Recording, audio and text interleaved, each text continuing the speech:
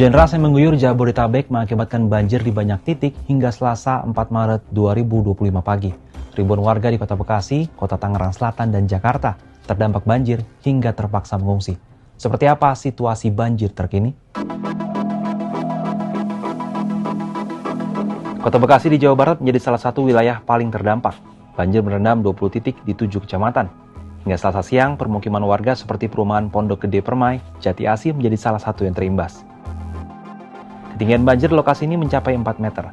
Akses utama ke lokasi perumahan pun tergenang banjir yang mengakibatkan warga terisolir.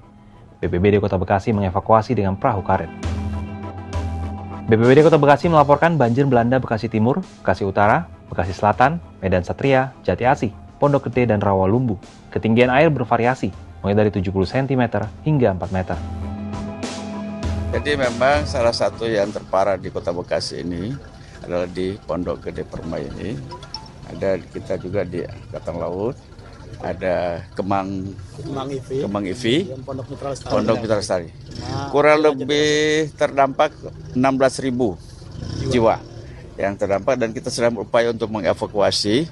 Memang kalau di belakang kita lihat ada yang sudah mengungsi, baru kurang lebih sekitar 100-an. Nah, ini kita upaya terus.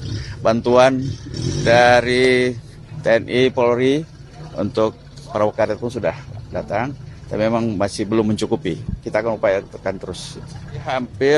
Terdampaknya hampir semua kecamatan. Makanya kemudian di tiap kantor kecamatan kita siapkan posko, baik posko pengungsian, posko kesehatan, bahkan dapur umum. Sementara itu di Jakarta terdapat 62 RT dan 4 ruas jalan terendam banjir dengan ketinggian 20 cm hingga 5 meter di beberapa lokasi. Banjir antara lain berasal dari luapan Kali Ciliwung, Kali Pesanggerahan, dan Kali Krukut.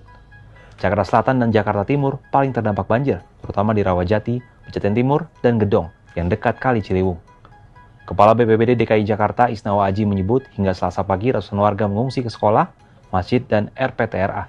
Tim gabungan juga masih mengevakuasi warga, mendistribusikan bantuan, dan memantau lokasi banjir.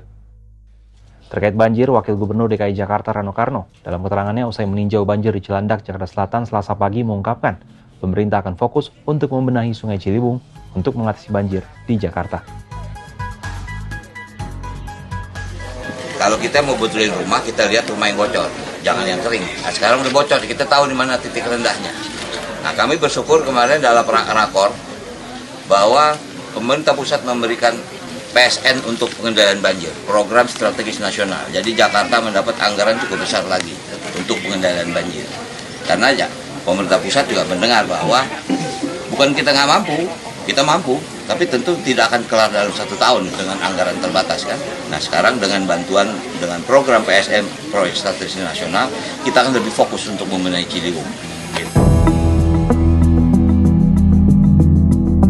Di Kota Tangerang Selatan, Banten, banjir setinggi 20 cm hingga 1,2 meter, melanda 11 titik di Ciputat Timur, Ciputat, Pondok Aren, Pamulang, Serpong Utara, dan Jurang Mangu Barat. Sebanyak 1.960 keluarga di berbagai perumahan dan permukiman terdampak banjir. Perumahan Pondok Maharta dan perumahan Taman Mangu paling terdampak. Masing-masing 650 keluarga dan 400 keluarga terdampak banjir di kawasan tersebut. Badan Meteorologi, Klimatologi, dan Geofisika memprediksi curah hujan tinggi masih akan terus terjadi hingga beberapa waktu ke depan. Untuk itu, masyarakat diminta mewaspadai potensi bencana. Deputi Bidang Meteorologi BMKG, Guswanto, dalam keterangannya kepada Kompas TV Selasa siang menjelaskan bahwa peningkatan intensitas hujan telah berlangsung selama 2 hari terakhir. Di Pulau Jawa, hujan deras diperkirakan masih berpotensi terjadi dalam 1 hingga 2 hari ke depan. Saat ini wilayah Indonesia itu dalam keadaan posisi musim transisi dari musim hujan ke musim kemarau. Nah, yang banyak menyebabkan curah hujan saat ini terjadi itu adalah karena hujan lebat yang dihasilkan oleh adanya awan-awan konvektif yang kita sebut skala meso ya, mesoscale convective complex, di mana awan-awan ini tersebar, dan saat ini pun kami memantau masih terjadi di atas Bengkulu, kemudian di atas Lampung, kemudian Aceh. Kita juga melihat bahwa adanya sirkulasi siklonik di atas Pulau Kalimantan, khususnya Kalimantan Barat, Kalimantan Tengah, dan Kalimantan timur. Kita juga melihat di sisi utara daripada Sulawesi juga masih terjadi. Dan untuk di Jawa sendiri, kalau kita lihat dalam 1-2 hari ini akan mengalami penurunan seperti yang kami sampaikan tadi. Ini masih akan naik sampai tanggal 6, kira-kira tanggal 6 akan menurun.